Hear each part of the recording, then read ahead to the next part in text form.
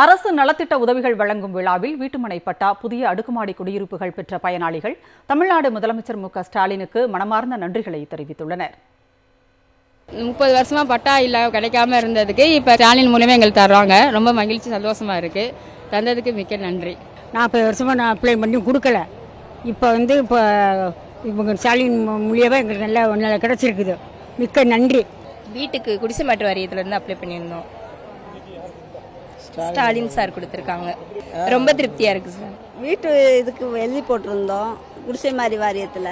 அது வீடு கிடைச்சது எங்களுக்கு ரொம்ப சந்தோஷம். முதல்வர் கையால் வாங்கினோம், ஸ்டாலின் ஐயா கையால் நல்லா சந்தோஷம்.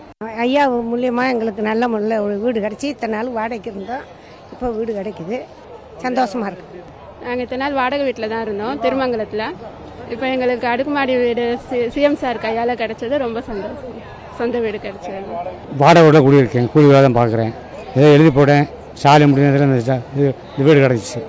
30 வருஷமா பட்டா கிடைக்காம இருந்ததுக்கு இப்ப ஸ்டாலின் மூலமே எங்களுக்கு தர்றாங்க. ரொம்ப மகிழ்ச்சி, சந்தோஷமா இருக்கு.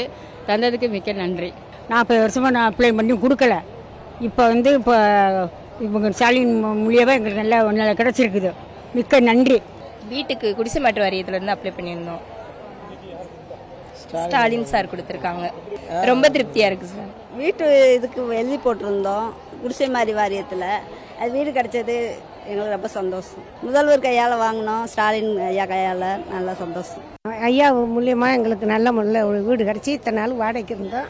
இப்போ வீடு கிடைக்குது, சந்தோஷமாக இருக்குது. நாங்கள் இத்தனை நாள் வாடகை வீட்டில் தான் இருந்தோம், திருமங்கலத்தில்.